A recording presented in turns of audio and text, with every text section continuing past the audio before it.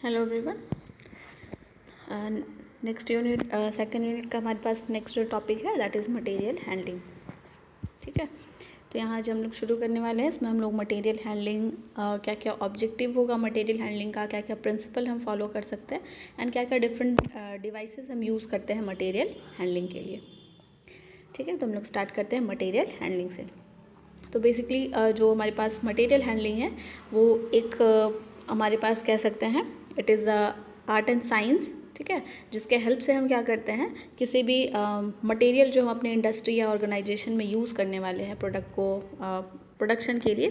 ठीक है, तो उनका जो भी मूवमेंट होता है, जो भी पैकिंग हम लोग करते हैं, ठीक है, उनको स्टोर कर रहे हैं, ठीक है, उनका ट्रैवलिंग हो रहा है, ठीक है, एक जगह से दूसरे जगह हम उनको मूव कर रहे हैं, उनको पैकिंग कर रहे हैं, दैट मीन्स कि कंप्लीट जो हम लोग मटेरियल को हैंडल कर रहे हैं। ठीक है, मटेरियल को हम क्या कर रहे हैं यहाँ पर हम मूविंग के लिए, पैकिंग के लिए या डिफरेंट जो भी प्रोडक्शन से रिलेटेड जितने भी काम है, जितने भी टास्क है, तो उन सभी को परफॉर्म कर रहे हैं, that is known as material handling. क्योंकि हम जो भी प्रोडक्ट हम बनाने वाले हैं तो उसके लिए हमारे पास जो हम इनपुट यूज़ करेंगे वो हमारे पास डिफरेंट मटेरियल्स होंगे। ठीक है, डिफरेंट रिसोर्सेज होंगे, तो उन सारे मटेरियल्स को हैंडल करना हमारे लिए एक बहुत बड़ा टास्क है एंड इम्पॉर्टेंट टास्क है।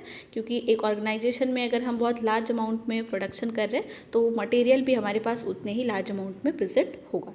तो अगर हम उनका अरेंजमेंट, उनका जो भी मूविंग है, ठीक है, मूवमेंट है, पैकिंग है, स्टोरिंग है, ठीक है, उनको हैंडल करना है, तो उनका जो भी हैंडलिंग है वो हमारे लिए उतना ही इम्पॉर्टेंट है जितना प्रोडक्ट को प्रोडक्शन करना हमारे लिए इम्पॉर्टेंट है। ठीक है, तो हमारे पास जो मटेरियल हैंडलिंग है it is defined as the art and science of, ठीक है, moving, packing and storing of substances of firms. किसी ऑर्गेनाइजेशन में हम मटेरियल्स को हैंडल कर रहे हैं, ठीक है, अरेंज कर रहे हैं, उनको एक जगह से दूसरी जगह लेकर जा रहे हैं, पैक कर रहे हैं, स्टोर कर रहे हैं, तो ये जो हम ऑपरेशन कर रहे हैं मटेरियल्स के ऊपर, तो ये सभी टास्क जो है, ये सारा ऑपरेशन मटेरियल हैंडलिंग कहलाता है। ठीक है, तो यहाँ पर हम मटेरियल हैंडलिंग बेसिकली हम करते हैं ताकि हम टाइम एंड प्लेस यूटिलिटी को क्रिएट कर पाए। ठीक है, ताकि जो भी हमारे पास अवेलेबल स्पेस है हम उनको अच्छे से अगर मटेरियल को हैंडल करेंगे तो हम जो भी अवेलेबल स्पेस है, स्पेस यूटिलिटी है, हमारे पास जो टाइम होगा, ठीक है, अगर अच्छे तरीके से अरेंज्ड वे में है मटेरियल्स तो हमें मटेरियल तक पहुंचने में, उनको यूज़ करने में हमारे पास टाइम वेस्ट नहीं होगा। ठीक है, B number is movement and storage of material at lowest possible cost through use of proper methods and equipments। ठीक है, तो हम जो मटेरियल हैंडलिंग करेंगे वो हम जिस भी मेथड का यूज़ करेंगे उनको हैंडल करने के लिए, जिस भी इक्विपमेंट का यूज़ करेंगे तो वो हमारे पास लोवेस्ट पॉसिबल कॉस्ट में अवेलेबल होना चाहिए। And lifting, shifting and placing of material which effect saving in money, time and place. ठीक है, तो अगर हमारे पास प्रॉपर तरीके से मैनेज वे में अगर हमारे पास मटेरियल एंड रिसोर्सेज होगा तो हम उनको अच्छे तरीके से यूटिलाइज़ कर पाएंगे।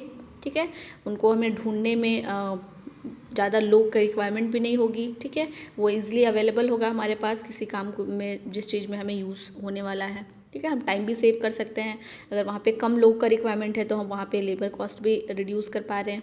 ठीक है, एंड अरेंज वे में हम कम स्पेस में भी बहुत सारा सामान, ठीक है, स्टोर कर सकते हैं। तो इस तरीके से हम मनी, टाइम एंड प्लेस हम बहुत लार्ज अमाउंट में सेव कर सकते हैं। ठीक है, बाय मटेरियल हैंडलिंग। ठीक है, तो यही सारा हमारे पास ऑब्जेक्टिव हो जाएगा। मटेरियल को हैंडल हम क्यों करेंगे, क्योंकि हम अपने घरों में भी, हम जहाँ पे रहते हैं अपने रूम में भी हम सारी चीज़ों को अरेंज वे में रखते हैं। ठीक है, हर एक जगह हर एक चीज़ का अपना डिसाइडेड प्लेस होता है। ठीक है, ताकि इन फ्यूचर या जब नीड के टाइम पे अगर हमें किसी सामान की ज़रूरत पड़ती है तो उस केस में हमें पता होता है कि ये सामान हमें कहाँ मिलने वाला है, तो हम इस तरीके से टाइम बचा लेते हैं, मैनेज्ड वे में होता है। ठीक है, तो हमारे पास स्पेस भी काफ़ी ज़्यादा हम सेव कर पाते हैं। तो हमारे पास मटेरियल हैंडलिंग भी ऑर्गेनाइजेशन में, इंडस्ट्री में हमारे लिए काफ़ी ज़्यादा इंपॉर्टेंट है। तो ये हमारे लिए बेसिक ऑब्जेक्टिव्स हो सकता है to lowers unit material handling cost. ठीक है, मटेरियल हैंडलिंग कॉस्ट को लोअर करेंगे, रिड्यूस करेंगे, ये मिनिमाइज़ करने का ऑब्जेक्टिव हमारे पास होगा मटेरियल हैंडलिंग के थ्रू। ठीक है, क्योंकि अगर हम अरेंज वे में डिसाइडेड प्लेस पे अच्छे तरीके से, प्रॉपर तरीके से हम उनको अरेंज करके रखते हैं तो नीड के टाइम पे अगर हम उन्हें, ठीक है, ईजिली हम उन तक एक्सेस कर सकते हैं। ठीक है, एक्सेसिबल होगा, तो जो भी लेबर या फिर जो वर्कर का रिक्वायरमेंट उन तक पहुंचने के लिए या उनको सर्च करने के लिए यहाँ पर उसका नीड नहीं पड़ेगा। तो यहाँ पर हम ओवरऑल कॉस्ट को रिड्यूस कर सकते हैं।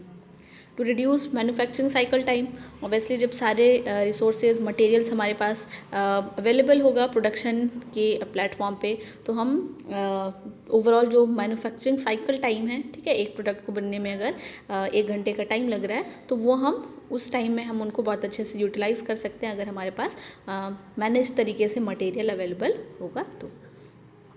To provide better control of the flow of material, ठीक है, तो ये हमारे पास सबसे इम्पॉर्टेंट ऑब्जेक्टिव होता है कि अगर मटेरियल को हम सही तरीके से हैंडल कर पा रहे हैं, रिसोर्सेज हमारे पास मैनेज तरीके से है, तो हम फ्लो ऑफ मटेरियल्स, ठीक है, उनका बेटर कंट्रोल हम, ठीक है, ऑर्गेनाइजेशन के अंदर प्रोवाइड करा सकते हैं।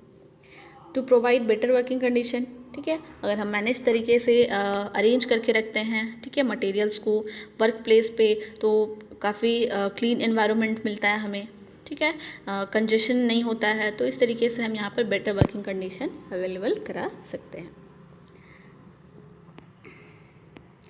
Next is to provide contribution for better quality by avoiding damage to products, ठीक है, जब हम मैनेज तरीके से मटेरियल को हैंडल कर रहे हैं बहुत प्रिकॉशंस के साथ में, उनको हम असाइन किए हुए हैं उनका प्रॉपर प्लेस, तो इस तरीके से हम उनको डैमेज होने से भी बचाते हैं, ठीक है, तो उनका क्वालिटी जो है वो बना रहता है। तो ये हमारे पास ऑब्जेक्टिव होता है कि हम उनके क्वालिटी को बनाए रखें, ठीक है, डैमेज होने से बचाएं।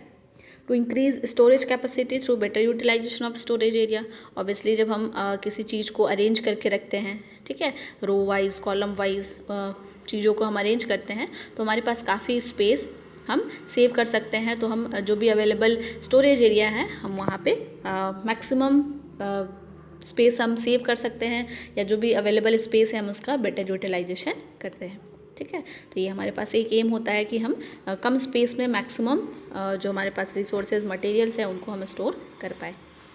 To provide higher productivity at lower manufacturing cost, ठीक है, एंड सबसे मेन एम जो हमारे पास होता है हर एक चीज़ से related, that is productivity improvement, ठीक है। तो मटेरियल को हम अच्छे से हैंडल करते हैं तो हम मटेरियल हैंडलिंग कॉस्ट को रिड्यूस करते हैं, उनको डैमेज होने से बचाते हैं, उनका वेस्टेज कम होता है, तो ये सभी चीज़ें लीड करती है टू द हायर प्रोडक्टिविटी, ठीक है। तो ये कुछ बेसिक्स ऑब्जेक्टिव्स है कि हम मटेरियल हैंडलिंग एक्चुअली में क्यों करेंगे, एंड कुछ प्रिंसिपल्स भी हमें फॉलो करने हैं मटेरियल हैंडलिंग को, ठीक है। तो कुछ यहाँ पर हमें प्रिंसिपल्स भी है दिए गए हैं, like material should be moved as little as possible, ठीक है। तो जैसे हमने प्लांट लेआउट जब हम पढ़ रहे थे तो वहाँ पे भी हमने देखा था कि मिनिमम मूवमेंट होना चाहिए चीज़ों का, ठीक है, लोगों का, तो वो एक गुड प्लांट लेआउट कहलाता है। तो उसी तरीके से अगर हम मटेरियल हैंडलिंग में भी जितना कम हो सके मटेरियल का मूवमेंट कम होगा तो उतना ही हम उनको डैमेज होने से भी बचा सकते हैं, एज वेल एज हम टाइम भी सेव कर पा रहे हैं, एंड मटेरियल को मूव कराने के लिए जो वर्कर का रिक्वायरमेंट हो रहा है वो भी हम रिड्यूस करके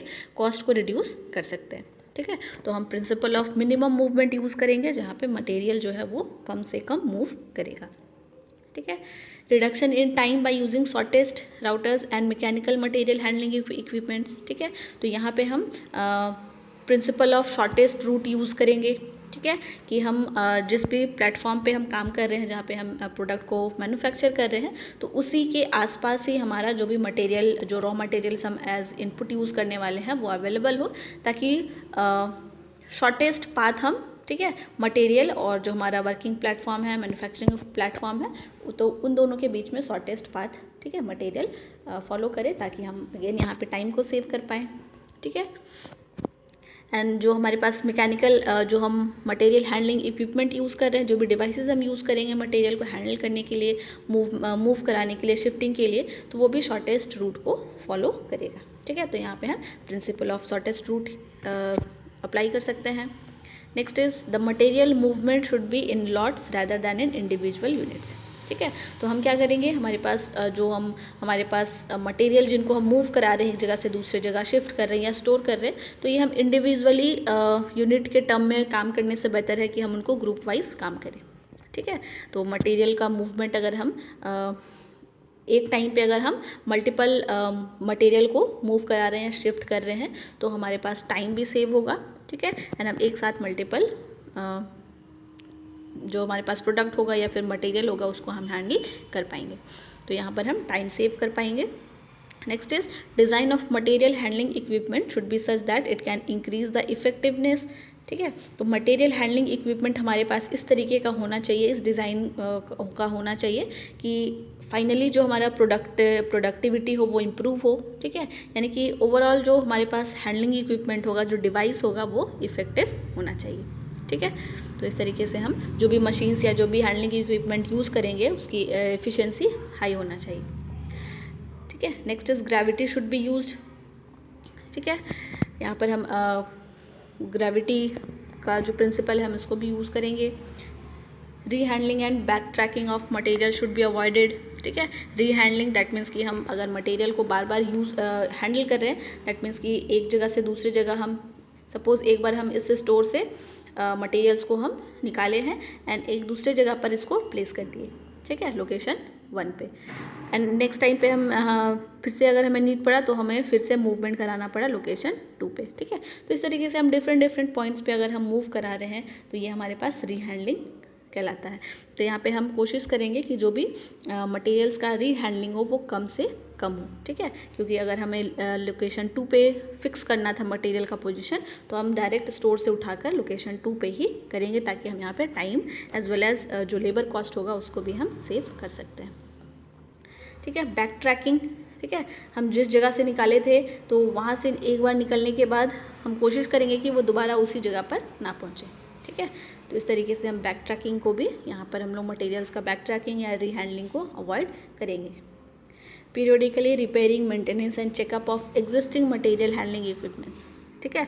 ऑब्वियसली अगर हमारे पास मटेरियल हैंडलिंग इक्विपमेंट्स या डिवाइस एफिशिएंट होगा, हाईली एफिशिएंट होगा, ठीक है, तो हमारे पास जो मटेरियल हैंडलिंग होगा वो काफ़ी हद तक हम उसको हम गेन कर पाएंगे एंड, ठीक है। तो इसके लिए हमें क्या करना होगा, time to time repairing, maintenance, checkup, इसके लिए हमें करते रहना पड़ेगा। तो these are the some principles of material handling, ठीक है। लास्ट टॉपिक हमारे पास है that is types of material handling equipments. तो मटेरियल हैंडलिंग के लिए हम लोग क्या क्या इक्विपमेंट्स, क्या क्या डिवाइसेस यूज़ कर सकते हैं। तो यहाँ पे कुछ 5 क्लासिफिकेशन हमने यहाँ पे दिया है। फर्स्ट वन इज़ कन्वेयर्स, ठीक है, cranes, elevator and host. Third one is industrial truck, auxiliary equipment and miscellaneous equipments, ठीक है। तो कन्वेयर से हम लोग सभी लोग फैमिलियर हैं, ठीक है। कन्वेयर हमारे पास बेल्ट टाइप में हो सकता है, चेन टाइप का हो सकता है, रोलर कन्वेयर हो सकता है, जिसके ऊपर हम लोग बेसिकली क्या करते हैं, हमारे पास पुली होता है, ठीक है, 2 लोकेशन पे, एंड पुली के ऊपर बेल्ट, चेन या फिर रोलर टाइप का इस तरीके का अरेंजमेंट होता है, ठीक है। ये जो पुली है हमारे पास ये रोटेट करता हुआ रहेगा, तो ये रोटेट करने की वजह से ये जो बेल्ट होगा या चेन होगा इसका मूवमेंट इस तरीके से, ठीक है, इस डायरेक्शन में होता रहेगा। तो अगर हम बेल्ट या फिर चेन के ऊपर कोई भी प्रोडक्ट प्लेस करते हैं तो ये जैसे जैसे ये बेल्ट जो है मूव करेगा तो ये जो प्रोडक्ट है हमारे पास इस लोकेशन से इस लोकेशन तक पहुंच सकता है, ठीक है। तो ये हमारे पास कन्वेयर जो है डिफरेंट टाइप्स का हो सकता है, ठीक है। तो यहाँ पर हम लोग यूज़ करते हैं बेल्ट टाइप का, ठीक है, जो कि बेल्ट फॉर्म में होगा, ठीक है, इस तरीके का बेल्ट होगा, एंड जैसे जैसे पुली आपका मूव करेगा तो ये क्या करेगा, बेल्ट को, ठीक है, ये रोटेट करता रहेगा एंड इसके ऊपर जो भी प्रोडक्ट होगा वो एक लोकेशन से दूसरे लोकेशन पहुंचेगा, ठीक है। चेन कन्वेयर में सिंपली ये चेन से रिप्लेस हो जाएगा बेल्ट, ठीक है। रोलर कन्वेयर क्या होगा, इसके ऊपर हमारे पास रोलिंग मटेरियल होगा जो कि जिसमें कि हम लार्ज टाइप का जो हमारे पास यूनिट होगा या प्रोडक्ट होगा तो इसके मूवमेंट के लिए हम लोग यहाँ पर रोलर कन्वेयर का यूज़ करते हैं, ठीक है। And last one is pneumatic conveyor, ठीक है। तो न्यूमेटिक कन्वेयर में हमारे पास क्या होता है कि हाई वॉल्यूम में हम क्या करते हैं, एयर को फ्लो कराते हैं, ठीक है। तो कन्वेयर के अंदर आपका जब एयर फ्लो होगा तो उस एयर फ्लो की वजह से, ठीक है, वहाँ पे जो भी मटेरियल्स हम प्लेस करेंगे तो एयर जिस डायरेक्शन में फ्लो होगा तो मटेरियल भी उसी डायरेक्शन में फ्लो होकर दूसरे लोकेशन तक पहुँच जाएगा, ठीक है। तो इस तरीके से हम कन्वेयर का यूज़ करके मटेरियल को एक जगह से दूसरी जगह शिफ्ट करा सकते हैं। सेकंड जो ग्रुप है हमारे पास that is cranes, elevator and hoist, ठीक है। तो ये तीनों ऑलमोस्ट एक कैटेगरी में आता है, इनका फंक्शन ऑलमोस्ट एक ही तरह होता है, ठीक है। क्रेन्स, ठीक है, हम सभी लोग फेमिलियर है। क्रेन क्या करता है, जो भी हमारे पास बहुत हेवी मटेरियल होता है, ठीक है, जिनको एक जगह से दूसरी जगह ट्रांसपोर्ट करना है, शिफ्ट करना है, तो ये क्रेन क्या करता है, उनको लिफ्ट करा के, ठीक है, लिफ्ट करता है एंड स्विंग करके एक जगह से दूसरे लोकेशन पर, ठीक है, यहाँ से उठाकर क्या करेगा, हेवी मटेरियल को दूसरे लोकेशन पर प्लेस करेगा, ठीक है। तो ये जो क्रेन का हम लोग यूज़ करते हैं ये हम एक लोकेशन से दूसरे लोकेशन ए से लोकेशन बी में शिफ्ट करते हैं, बट ये एक ही बहुत ही लिमिटेड एरिया या लिमिटेड रीजन के अंदर ही हम ये शिफ्टिंग करते हैं। ठीक है, तो एक ही रीजन पे सपोज ये एक छोटा सा एरिया है, इस लिमिटेड एरिया के अंदर ही हमें एक पॉइंट से दूसरे पॉइंट पे अगर मूव कराना है तो हम क्रेन्स का यूज़ करते हैं। ठीक है, नेक्स्ट इज़ एलिवेटर। एलिवेटर क्या करता है? एलिवेटर भी, इससे भी सभी लोग फेमिलियर है। ठीक है, तो ये हमारे पास क्या करता है? मटेरियल्स, ठीक है, साथ ही साथ ये मैन जो ह्यूमन हो गया, ठीक है, इनको भी ये लिफ्ट कराता है। ठीक है, इनको भी ये एक जगह से दूसरी जगह पहुंचाता है। और ये जो बेसिकली हम इंस्टॉल करते हैं ये बिल्डिंग्स के फ्लोर, ठीक है, फ्लोर वाइज ये मूवमेंट कराता है। Third one is host. ठीक है, तो होस्ट बेसिकली हमारे पास अगेन ये भी कन्वेयर टाइप का ही होता है, लेकिन इसका जो मूवमेंट होता है ये वर्टिकली या हॉरिजेंटली ही होता है। लिमिटेड एरिया में हम इसका यूज़ करते हैं। हमारे पास इस तरीके का पुली होता है जिसके ऊपर चेन इस तरीके का होता है। ठीक है, एंड जैसे जैसे ये पुली रोटेट करेगा, ये पुली अगर रोटेट कर रहा है इस तरीके से, तो ये जो चेन है, ठीक है, इसके ऊपर अगर हम कुछ फिक्स कर दें, जो जिस मटेरियल को हमें मूव करना है, ठीक है, हुक्स के फॉर्म में हो सकता है, तो अगर हम हुक्स से अटैच कर दें मटेरियल्स को, तो ये जैसे जैसे ये ठीक है पुली घूमेगा, तो ये जो हमारे पास चेन होगा इसका भी मूवमेंट होगा अप या डाउन, वर्टिकली या हॉरिजेंटली, जिस फॉर्म में भी हम इसको अरेंज किए हुए हैं। तो इस तरीके से ये क्या करेगा? प्रोडक्ट को या जो भी मटेरियल है उसको ये शिफ्ट करता है। थर्ड ग्रुप हमारे पास है इंडस्ट्रियल ट्रक्स। ठीक है, इंडस्ट्रियल ट्रक्स हमारे पास होता है एक लोकेशन से दूसरे लोकेशन, एक सिटी से दूसरे सिटी के लिए भी हम यूज़ कर सकते हैं, या फिर एक इंडस्ट्री के अंदर ही हम एक फ्लोर से दूसरे फ्लोर या एक रीजन से दूसरे रीजन, ठीक है, तो हम यहाँ पर different types of industrial trucks, ठीक है, हम यूज़ कर सकते हैं। इलेक्ट्रिक भी हो सकता है, डीजल, गैसोलीन, ठीक है, गैस पावर्ड ट्रक हो सकता है। ठीक है, इसके अलावा हमारे पास फोर्कलिफ्ट लिफ्ट ट्रक हो सकता है।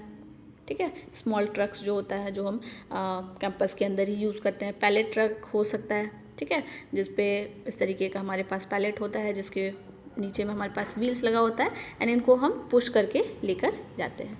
ठीक है, तो इस तरीके का हम ट्रक यूज़ कर सकते हैं। These are called as industrial trucks. तो इन सभी ट्रक्स का भी यूज़ करके हम मटेरियल्स को एक जगह से दूसरी जगह ईजिली शिफ्ट कर सकते हैं। Fourth category is auxiliary equipments. ठीक है, तो ऑक्सिलरी इक्विपमेंट्स वो इक्विपमेंट्स होते हैं जो मटेरियल हैंडलिंग इक्विपमेंट्स, जैसे कि अभी हमने जितने भी 3 क्लासिफिकेशन देखे, एलिवेटर्स, ट्रक्स एंड कन्वेयर्स, तो उनके साथ जो भी एक्स्ट्रा इक्विपमेंट्स यूज़ होते हैं जो कि मटेरियल को हैंडल करने में, शिफ्ट करने में काम आ रहे हैं, that type of equipments are known as auxiliary equipments. ठीक है, and last one is miscellaneous equipments. ठीक है, तो सपोज़ अब अगर हमारे पास लिक्विड फॉर्म में हमारे पास अगर प्रोडक्ट है या फिर मटेरियल है, तो उनको अगर हमें मूव कराना हो तो हम ट्रक्स या फिर ठीक है जो हमारे पास लिफ्टिंग कन्वेयर्स के हेल्प से हम नहीं करा सकते, एलिवेटर्स में नहीं कर सकते, तो अगर हमारे पास लिक्विड के फॉर्म में अगर प्रोडक्ट होगा तो उनको ट्रांसफ़र करने के लिए हम पाइप्स का यूज़ करते हैं, पाइपलाइंस का यूज़ कर सकते हैं। ठीक है, तो इस तरीके का इसको हम मिसलेनियस में ऐड कर सकते हैं। ऑटोमेटिक ट्रांसफ़र डिवाइसेस, ठीक है, इंडस्ट्रीज़ में, मैन्युफैक्चरिंग यूनिट्स में हम ऑटोमेशन को इम्प्लीमेंट करते हैं, तो ऑटोमेटिक, ठीक है, जितने भी रोबोट्स हो गए, मशीन्स हो गए, तो ये भी मटेरियल हैंडलिंग का काम करते हैं। ठीक है, तो ऑटोमेटिक या ऑटोमेशन जो भी है उनको भी हम मिसलेनियस इक्विपमेंट्स में कंसिडर कर सकते हैं।